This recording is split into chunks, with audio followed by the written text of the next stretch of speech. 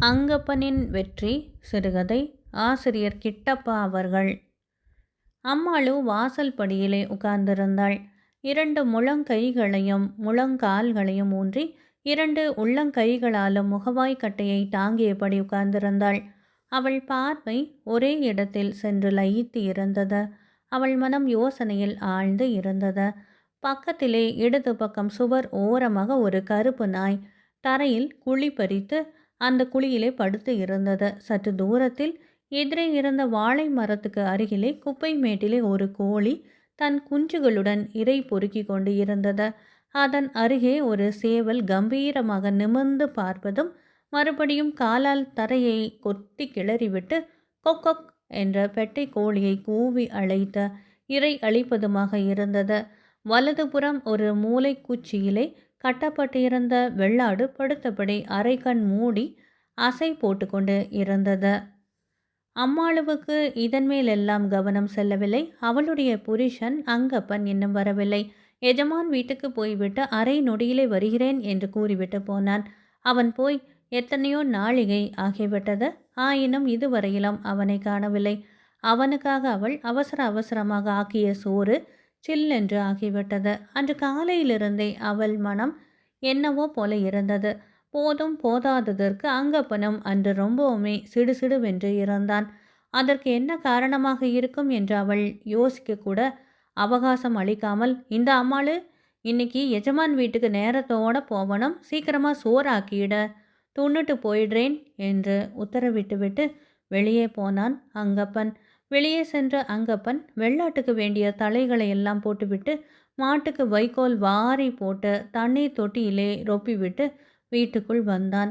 அவன் உள்ளே நுழைந்ததுமே அம்மாளு, இன்னைக்கு எஜமான் வீட்டில் என்னவாம் என்றாள் சாதாரணமாக. என்னவானா உனக்கு என்ன, சீக்கிரமா சோறாக்கு, அவ்வளவுதான் என்றான். அம்மாளு பதிலே பேசவில்லை. அதே சமயம் வெளியே இருந்து அங்கப்பா என்று ஒரு குரல் வந்தது.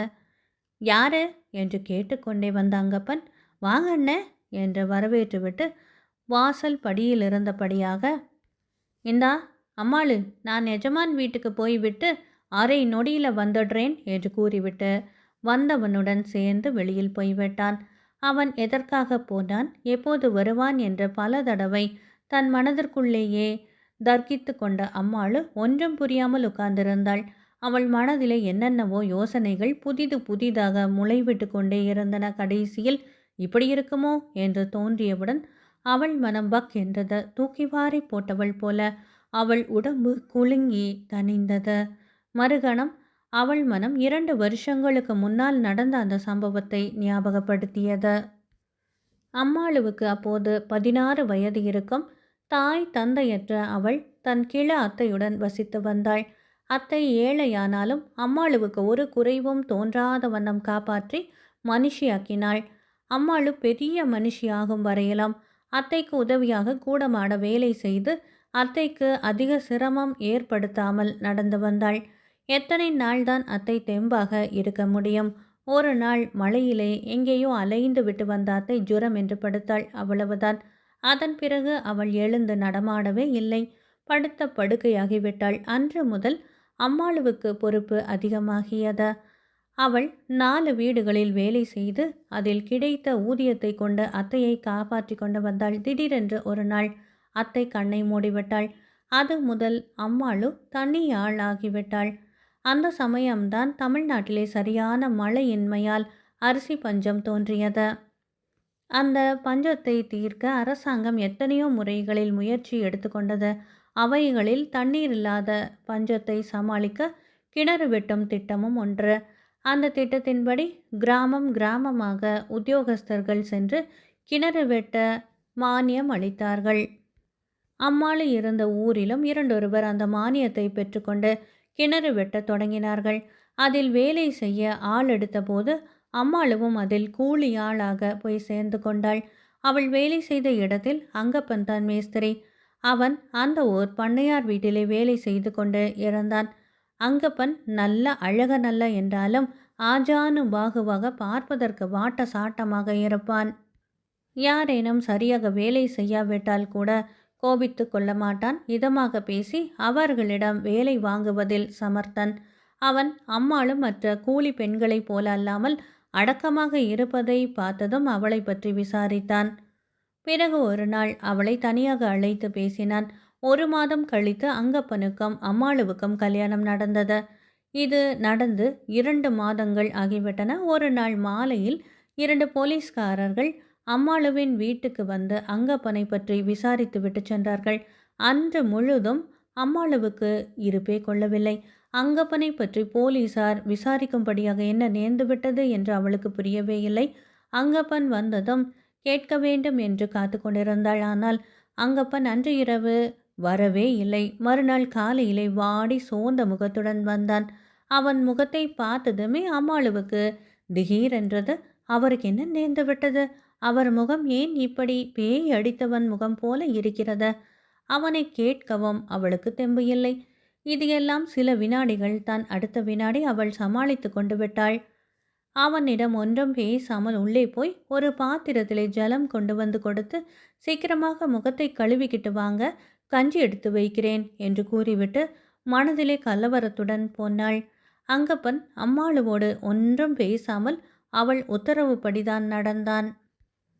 அங்கப்பன் கஞ்சி குடித்தான பிறகு வெற்றிலை பாக்கை கொண்டு வந்து அவன் பக்கத்தில் வைத்த அம்மாளு, நேற்று 2 போலீஸ்காரனுங்க உங்களை தேடிக்கிட்டு வந்தாங்க என்றாள் மெதுவாக. அங்கப்பன் முதல் நாள் காலையில் சாப்பிட்ட அலுப்பினால் மிகவும் களைத்து போயிருந்தான். இப்போது கஞ்சி குடித்த பிறகு அவன் முகத்திலே பழைய தெம்பு கொஞ்சம் கொஞ்சமாக தோன்றலாயிற்று. அவன் வாயிலே பாக்கை எடுத்து போட்டுக்கொண்டே, ஏன், என்னத்துக்காம் என்று கேட்டான். அப்பாடா, இப்போதுதான் அம்மாளுவுக்கு உயிர் வந்தது போல இருந்தது. அவள் சொன்னாள். அதெல்லாம் அவனுங்க சொல்லலை. உங்கள் பேரை சொல்லி நீங்கள் இருக்கீங்களா, எங்கே வேலை செய்கிறீங்க, என்ன சம்பளம், எத்தனை குழந்தைங்க, நீங்கள் குடிப்பீங்களான்னு வேற கேட்டானுங்க. நீ யாரு, அவர் சம்சாரமா, அப்படியா இப்படியான்னு கேட்டாங்க. எனக்கோ கோபம் பழியாக வந்துருச்சு. அதுக்கு நீ என்ன சொன்ன? அங்கப்பன் இடைமறித்து கேட்டான். என்ன சொல்கிறது, போங்கய்யா, போயிட்டு நாளைக்கு வாங்க, அவர் இருப்பார், அவரையே கேளுங்க என்றேன். அதுக்கு ஒருத்தன் சிரிச்சுக்கிட்டே, அடையாம்பா, அவன் குடிக்கிறதும் மற்ற காரியங்களும் இந்த பொம்பளைக்கு எப்படியப்பா தெரிய போகுது, வாப்பா நாளைக்கு வந்து அந்த ஆளையே விசாரிச்சுக்கலாம் அப்படின்னுட்டு போயிட்டாங்க என்று ஒரே மூச்சிலே படபடவென்று சொல்லி முடித்தாள் அம்மாளோ.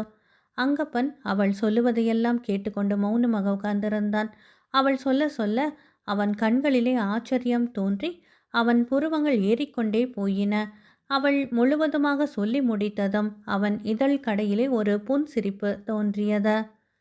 அவன் முகத்தையே பார்த்து கொண்டிருந்த அம்மாளு அவன் ஏதாவது பேசுவான் என்று எதிர்பார்த்தாள். அவன் பேசாமல் இருப்பதை பார்த்து அவளால் பொறுத்து கொண்டிருக்க முடியவில்லை. என்னங்க, அவனுங்க திடீர்னு வந்து என்னத்துக்கு விசாரிச்சானுங்க என்றாள் பதட்டத்துடன். யாருக்கு தெரியும் என்றான் சுவாரஸ்யமில்லாத குரலில். சற்று நேரம் பொறுத்து தனக்குத்தானே பேசிக்கொள்வது போல, நான் குடிக்கிறேனா, எனக்கு அம்மாளு தவிர ஒருத்தி வேற என்று பலமாக சொல்லி சிரித்தான். அம்மாளுவுக்கு ஒன்றுமே புரியவில்லை. அவனை பார்த்தபடியாக நின்று கொண்டு இருந்தாள். அவள் மனதிலே என்ன அலைகள் தெரித்து கொண்டு இருந்தன. அங்கப்பன் ஏதோ விஷயத்தை தன்னிடம் சொல்லாமல் மறைக்கிறானோ என்று ஒரு சந்தேகமும் தோன்றியது. அன்று வரை அம்மாளுவுக்கு தெரியாத ரகசிய விஷயம் எதுவும் அங்கப்பனிடம் கிடையாது.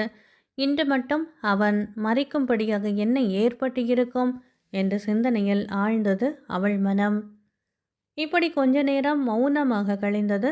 அங்கப்பன் எழுந்து அம்மாளுவிடம் ஒன்றும் சொல்லாமலே வெளியே சென்றான். அம்மாளுவும் அவனிடம் எதுவும் கேட்கவில்லை. அவன் குணம் அவளுக்கு தெரியும். எதுவாக இருந்தாலும் இன்று இல்லாவிட்டால் நாளை அவன் தானே அவளிடம் சொல்லிவிடுவான். அவன் போவதையே அவள் கண்ணுக்கு மறையும் வரையிலும் பார்த்து கொண்டே நின்றாள். பிறகு ஒரு பெருமூச்சுடன் வீட்டு வேலைகளை எல்லாம் கவனிக்க உள்ளே சென்றாள். 1 வாரம் கழித்து ஒரு நாள் மாலையில் அம்மாளுவின் வீட்டுக்கு சாமி தேவன், அங்கப்பனிடம் கிணற்று வேலை செய்தவன் வந்தான். அவன் அடிக்கடி அங்கப்பன் வீட்டுக்கு வருவது உண்டு. ஆனால் கடந்த 2 வாரங்களாக அவன் வரவில்லை. அதனால் அன்று மாலையில் அவனை பார்த்ததும் அம்மாளு, என்ன தேவரே, 2 வாரமாக இந்த பக்கமே காணோமே என்று கேட்டாள் சகஜமான குரலில். சாமித்தேவன் பதில் சொல்லாமல் அவள் முகத்தையே பார்த்தான். அவன் கண்களிலே நீர் துளிர்த்து இருந்தது.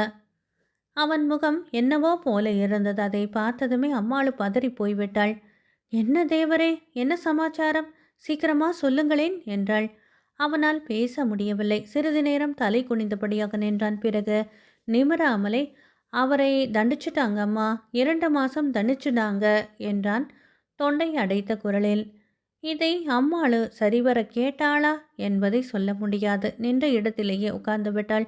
அவள் முகத்திலே ஈ ஆடவில்லை.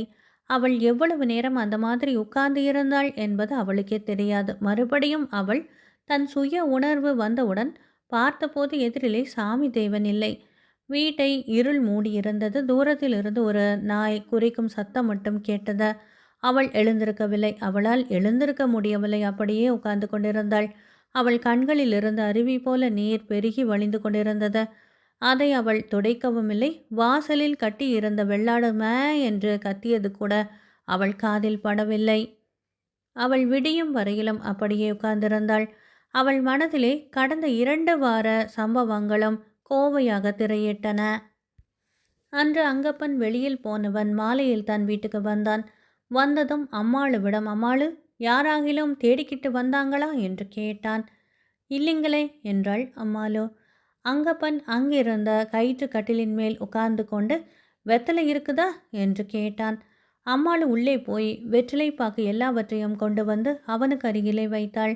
அவன் பாக்கு எடுத்து வாயிலை போட்டுக்கொண்டு வெற்றிலையில் சுண்ணாம்பு தடவி கொண்டே, நன்றி கெட்ட ஆளுங்க, என்கிட்டவே தின்னுட்டு எனக்கே உலை வைக்கிறானுங்க என்றான் தனக்குத்தானே. யாரு யாரு என்ன பண்ணினாங்க என்று கேட்டாள் அம்மாளு. வேற யாரு, எல்லாம் அந்த காமாட்சி பையதான். அவன் நம்ம கிணத்துக்கு மேற்கால கிணறு வெட்ட பணம் வாங்கினான் இல்லை, அவ்வளவையும் குடிக்கும் அதுக்கும் இதுக்கும்னு செலவழித்து தீர்த்துட்டான். அதனால் கிணறு வெட்டுறது நின்று போச்சு. ஆனால் அவன் உடனேயே அந்த பணம் கிணறு வெட்ட போதலை, இன்னும் கொஞ்சம் பணம் வேணும்னு சர்க்காருக்கு மனு போட்டான். ஏன் போதலைன்னு கேள்வி பிறந்துச்சு. உடனே அவன் என்னை காட்டி அவன் கூடத்தான் கிணறு வெட்டுறான், அவனே கேளுங்கன்னு சொன்னான். நான் கிணறு வெட்ட ஆரம்பித்த இடத்துல ஒரே பாறையாக இருந்துச்சா, நான் உள்ளதையெல்லாம் சொல்லி அவங்களையும் கூட்டிக்கிட்டு போய் காட்டினேன். அவங்க நான் சொன்னதை நம்பி மேலே கொஞ்சம் ரூபா கொடுக்க உத்தரவு போட்டுட்டாங்க.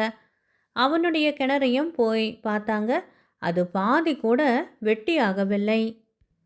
அதனால் அவன் கிட்ட வெட்டின வரைக்கும் செலவழித்த பணத்துக்கு கணக்கு கேட்டாங்க.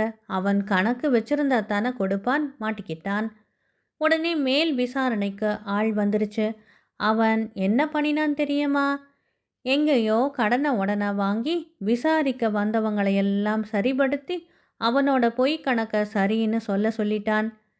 என்னை குடிகாரன் கள்ளன்னு சொல்லி கொடுத்து நான் பொய் கணக்கு கொடுத்தேன்னு உருவேத்தி போட்டான். அவ்வளவுதான். மறுபடியும் என் மேலே விசாரணை ஆரம்பிச்சிருச்சு என்று கூறி நிறுத்தினான்.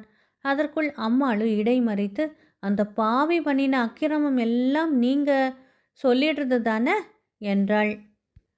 அதையெல்லாம் நான் ஏன் சொல்லணும், தானே தெரிஞ்சுக்கிறாங்க. நான் தப்பு கணக்கு வைக்கலன்னு ருசு பண்ணிட்டா போதாதான் என்ன? அந்த விஷயமா யாரை வேணுமானாலும் விசாரிச்சுக்கோங்க அப்படின்னுட்டேன். அவங்க அதுக்கு ஒத்துக்கிட்டாங்க. ஆனால் அந்த விசாரணை முடிகிற மட்டும் நான் காவல் இருக்கணும்னு சொல்கிறாங்க. ஆனால் எஜமான் சொன்னார், அங்கப்பனுக்கு நான் ஜாமீன் இருக்கேன், அவனை காவலில் வைக்க வேணாம்னு. அதுக்கு அப்பால தான் என்னை வீட்டுக்கு போக சொன்னாங்க. அதனால தான் நேற்று ராத்திரி பூரா வீட்டுக்கே வரலை என்றான். அம்மாளுவுக்கு மனதில் இருந்த வருத்தம் எல்லாம் அவன் கூறியதை கேட்டதும் ஓரளவு நீங்கியதானால், அவனை காவலில் இருக்க சொன்னார்கள் என்பதை நினைத்தவுடனே அவள் முகத்திலே மறுபடியும் துயரம் தோன்றிவிட்டது. அங்கப்பன் நிமிர்ந்து பார்த்தான். அம்மாளுவின் கண்களில் தோன்றிய நீர் பெருக்கத்தை கண்டதும், என்ன நீ அசடா இருக்கிறிய, என்னத்துக்கு பாளர? நான் என்ன ஜெயிலுக்கா போயிட்டேன் கணத்தொட என்றான் அங்கப்பன். விசாரணை நடந்தது. பல பேர் விசாரிக்கப்பட்டார்கள். அவன் மீது அவதூறாக குற்றம் சாட்டியவன் காமாட்சி என்று ஏற்பட்டது. அந்த சமயம் காமாட்சிக்கு ஒரு யோசனை தோன்றியது. சட்டென்று தன் கடன்காரர்களுக்கு அங்கப்பன் பணம் கொடுத்ததையும் அந்த பணம் ஏது என்று ஒரு கேள்வியையும் கிளப்பிவிட்டான். அவனுக்கு பணம் கொடுத்ததற்கும் இந்த கிணறு விஷத்துக்கும் சம்மந்தமே இல்லை என்று அங்கப்பன் எவ்வளவோ வாதாடினான். ஆனால் ஒன்றும் பலிக்கவில்லை. அங்கப்பன் சர்க்கார் பணத்தை கையாடியதாக தீர்மானமாகிவிட்டது. அதற்காக அவனுக்கு 2 மாத சிறை தண்டனையும் அளித்து விட்டார்கள். காமாட்சி அன்று முதல் பெரிய மனுஷனாகிவிட்டான். அங்கிருந்த சர்க்கார் உத்தியோகஸ்தர்கள் எல்லோரும் அவனுக்கு நெருங்கிய சிநேகிதர்களாகிவிட்டார்கள். இதெல்லாம் 2 வருஷங்களுக்கு முன்பு நடந்தது.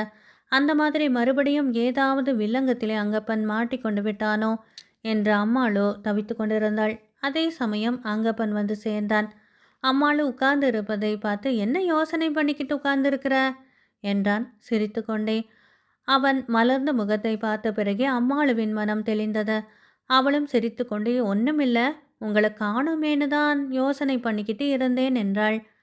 காணோம்னா யோசனை பண்ணுவாங்களா என்று கூறி அவள் முகத்தை பார்த்தவன், ஓஹோ, உனக்கு பழைய ஞாபகமெல்லாம் வந்துருச்சாக்கம், சரிதான். என்னம்மா அதை நீ மறக்காம இருக்கிற என்றான். நானா அதை நினைக்கிறேன். நீங்கள் சொல்லாமல் கொள்ளாமல் வெளியில் போயிட்டீங்கன்னா அந்த நினப்பு தானே வந்துடுது என்றாள். ஆமாம், இன்னைக்கு நான் எங்கே போனேன் என்று நீ கேட்கவே இல்லையே. அந்த காமாட்சி பையன் இன்னைக்கு மாட்டிக்கிட்டான். யாரோ சர்க்கார் ஆளை ஏமாற்றி அவன்கிட்ட இருந்த பணத்தை வாங்கி போட்டானாம். அது மேலே ஆஃபீஸுக்கு தெரிஞ்சு போய் அவனையும் அந்த ஆளையும் பிடிச்சிட்டாங்க. அதோட அந்த பழைய விஷயத்துலையும் தான் அவன் அநியாயமாக என் மேலே பழி சுமத்தினதையும் ஒத்துக்கிட்டானாம். பாவம், அதை சொல்லத்தான் காலையில் ஆள் வந்துச்சு. அதை கேட்டதும் எனக்கு பரிதாபமாக இருந்துச்சு. அவனுக்கு ஜாமீன் கொடுத்து அவனை கூட்டியாந்து நல்ல புத்தி சொல்லலாம் என்று தான் அவசரமாக போனேன். அவன்தான் பிடிவாதமாக ஜாமீனும் வேணாம், ஒன்றும் வேணாம், நான் பண்ணின பாவத்துக்கு தண்டனையை அனுபவிக்க போகிறேன்னு பிடிவாதமாக இருக்கிறான். சர்க்கார்கிட்ட சொல்லி பார்த்தேன். அவங்களும் அவனை விடமாட்டேன்னுட்டாங்க. அதான் இவ்வளோ நேரமாச்சு என்றான் இரக்கத்துடன். நல்ல வேளை, மறுபடியும் உங்களை மாட்டி வைக்காம அவனே மாட்டிக்கிட்டானே, அது வரைக்கும் சேமம்தான் என்றாள் அம்மாளு. அவள் வாய் இந்த மொழிகளை கூறினது என்றாலுமே தன் கணவன் எத்தகைய பெருந்தன்மை உள்ளவன் என்பதை மனதிற்குள்ளாக நினைத்து நினைத்து அவள் பெருமிதமும் பேரானந்தமும் அடைந்தாள். அன்பானவர்களை, கிட்டப்பா அவர்கள் எழுதிய அங்கப்பனின் வெற்றி சிறுகதை நிறைவு பெற்றது. நன்றி.